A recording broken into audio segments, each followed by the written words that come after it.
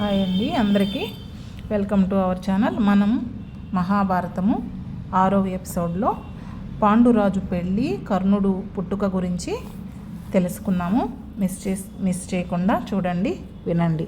మొదటగా ధృతరాష్ట్రుడు గాంధారి వివాహం గురించి విన్నాము కదా. ఇప్పుడు పాండురాజు కుంతి ఇలా వివాహం గురించి చెప్పుకుందాం. అసలు ఈ కుంతీదేవి ఎవరు అంటే, కుంతీభోజ రాజ్యం అనే ఒక రాజ్యం ఉండేది. అందులో కుంతీభోజుడికి పిల్లలు లేని కారణంగా ఈమె దత్తపుత్రిక అయ్యింది. ఈ కుంతీదేవి ఎవరు అంటే, శ్రీకృష్ణుడికి స్వయాన మేనత్త అన్నమాట. ఈమె ఎలా అంటే వాసుదేవుడి చెల్లెలు. అట్లా శ్రీకృష్ణుడికి మేనత్త అయ్యింది. కుంతీదేవికి 17-18 సంవత్సరాల వయసులో కుంతీభోజ రాజ్యానికి దుర్వాస మహర్షి అనే ఒక మహర్షి వస్తారు. దుర్వాస మహర్షికి ముక్కు మీదే కోపం ఉంటుంది. కుంతీదేవి సేవలు చెయ్యమని చెప్పి తండ్రి గారు కుంతీభోజుడు చెప్తాడు, అమ్మా నీవు ఈ మహర్షికి సేవలు చేసుకో, నీకు మంచి జరుగుతుంది అని చెప్తాడు. అప్పుడు ఆమె చాలా వినయంగా అతనికి సేవలు చేస్తూ ఉంటుంది. ఒక సంవత్సరము కాలం తరువాత కుంతీదేవి సుగుణశీలి, చాలా మంచిది. ఆమెకు దుర్వాస మహర్షి అక్కడి నుంచి వెళుతూ ఒక వరం ఇచ్చాడు.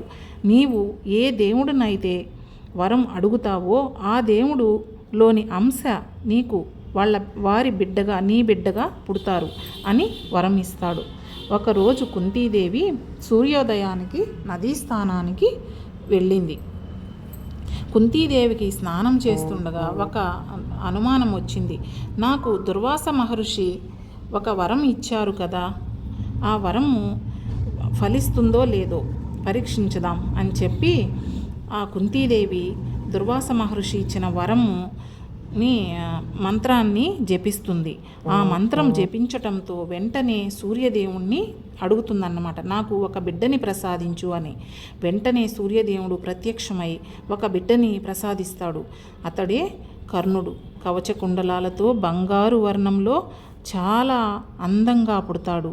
ఆ బిడ్డని ఇచ్చిన వెంటనే సూర్యదేవుడు మాయమవుతాడు. అప్పుడు కుంతీదేవి చాలా భయపడుతుంది. ఏం చేయాలో అర్థం కాలేదు. అప్పుడు ఆమె చిన్న వయసు కదా, అప్పుడు ఆ బిడ్డను ఒక పూల తొట్టిలో పెట్టి, అంటే ఆమె బట్టలు నదీ స్నానానికి బట్టలతో ఒక పెట్టి తెచ్చుకుంటుంది కదా, ఆ పెట్టెలో పెట్టి ఆ బాలుడిని నదిలోకి వదిలివేస్తుంది. ఇలా చేయటం తప్పని ఆమెకి తెలిసినప్పటికీ ఏమీ చేయలేని పరిస్థితి ఆమెది. ఆమె ఆ బాలుణ్ణి అలా వదిలివేసి చాలా బాధపడుతూ ఉంటుంది. ఇలా బాధపడటం వాళ్ళ నాన్నగారైన కుంతీభోజుడు చూస్తాడు. ఎందుకు నా కుంతీదేవి ఇలా బాధపడుతుంది, ఏం చేయాలి అని ఆలోచించగా ఒక మహర్షి చెప్తాడు, కుంతీదేవికి పెళ్లి చేసే వయసు వచ్చింది, ఆమెకి పెళ్లి చేయండి అని చెప్తాడు. అప్పుడు ఆమెకి స్వయంవరం ఏర్పాటు చేస్తాడు కుంతీభోజుడు. పాండురాజుకి ఈ విషయం చెప్పి భీష్ముడు తెలుసుకున్నాడు, కుంతీభోజులో స్వయంవరం జరుగుతుంది, నీవు వెళ్ళి కుంతీదేవిని స్వయంవరంలో గెలుచుకొని వివాహమాడి రమ్మంటాడు. పాండురాజు స్వయంవరంలో యుద్ధం చేసి కుంతీదేవిని వివాహం చేసుకుంటాడు. ఈ కుంతీభోజులో యుద్ధం చేసేటప్పుడే పక్క రాజ్యాలతో కూడా యుద్ధం చేస్తాడు పాండురాజు. చాలా వీరుడు. అందువలన ఆయన యుద్ధానికి ముద్ర రాజ్యం కూడా ఓడిపోతుంది. ఆ ముద్రరాజు కూడా తన కుమార్తెను ఇచ్చి పెళ్లి చేసుకోమని అడుగుతాడు. పాండురాజు 2వ భార్య పేరు మాధురి. పాండురాజుకు 2 భార్యలు. పాండురాజుకి పెళ్ళి అయిన తర్వాత రాజ్యానికి వెళ్ళి వాళ్ళ తాతగారికి చెప్తాడు, ఇట్లా జరిగింది, ఆ రాజ్యంలో ముద్రరాజు కూడా వాళ్ళ కుమార్తెని ఇచ్చి పెళ్లి చేయమన్నాడు అని చెప్పిన తర్వాత ఒప్పుకుంటాడు భీష్ముడు. అంతా బాగానే ఉంది. అయితే ఒకరోజు వేటకు వెళతాడు పాండురాజు వేటకు వెళ్ళి అక్కడ ఒక జింకని చూసి బాణం వేస్తాడు. ఇది జింక కాదు, మునులు. కానీ వాళ్ళు మునులు అని తెలియక బాణం వేస్తాడు. ఆ బాణానికి ఆ మునులు చనిపోతారు.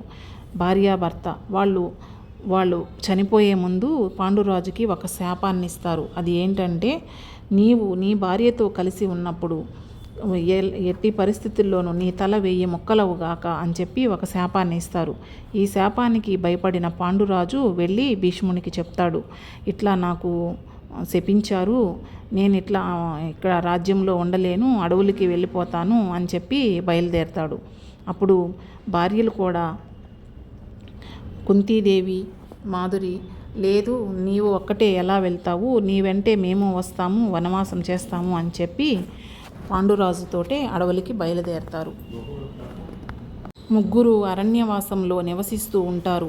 ఆ అరణ్యంలో నివసిస్తూ ఉండగా ఒక మహామునులు బ్రహ్మదేవుని వద్దకు వెళ్తూ ఉంటారు. అప్పుడు పాండురాజు వాళ్ళని అడుగుతాడు, స్వామి మునులారా, నేను కూడా మీ వెంట వస్తాను అని చెప్పి అడగగా, నీవు ఎందుకు నాయనా మాతో వేరే లోకానికి, నీవు సంతోషంగా ఉన్నావు కదా భార్యాబిడ్డలతో, ఇక్కడే ఉండు అని చెప్తారు. కానీ పాండురాజు దిగులుగా చెప్తాడు, లేదు స్వామి, నాకు ఇట్లా శాపం ఉంది, ఒక ముని భార్యని చంపడం వల్ల నాకు ఇలా శాపం వచ్చింది, నన్ను కూడా మీతో తీసుకుపోండి అని చెప్తారు. కానీ వాళ్ళ దివ్య దృష్టితో చూసి, లేదు నాయనా, నీకు సంతానం భాగ్యం ఉంది, సంతానం కలుగుతారు నీకు అని చెప్తాడు. ఆయన వీళ్ళు చెప్పిన దివ్య దృష్టి చూసి చెప్పడం వల్ల ఆయనకి నమ్మకం కలిగి సంతోషం వేసి కుంతీదేవి దగ్గరికి వెళ్తాడు. మనకి పిల్లలు పుడతారు అని సంతోషంలో చెప్పడానికి వెళ్తూ ఉంటాడు. ఇది ఇలా ఉండగానే హస్తినాపురంలో కథ మొదలవుతుంది. హస్తినాపురంలో శకుని ఉన్నాడు కదా, శకుని కుతల బుద్ధి మొదలవుతుంది. ధృతరాష్ట్రుడికి ఇలా చెప్తూ ఉంటాడు, బావగారు, ఈ రాజ్యానికి వారసులు ఎవరు ఉండాలి అంటే ముందుగా నీకు, మా చెల్లికి పుట్టినటువంటి పిల్లలే ఈ రాజ్యానికి రాజులు అవ్వాలి అని నూరిపోస్తూ ఉంటాడు. కుంతీదేవికి పిల్లలు ఎలా పుట్టారు, ధృతరాష్ట్రుడికి పిల్లలు ఎలా పుట్టారు అనేది నెక్స్ట్ ఎపిసోడ్లో తెలుసుకుందాము. ఈ వీడియో కనుక మీకు నచ్చితే లైక్ చేయండి, షేర్ చేయండి, సబ్స్క్రైబ్ చేసుకోండి. Thank you.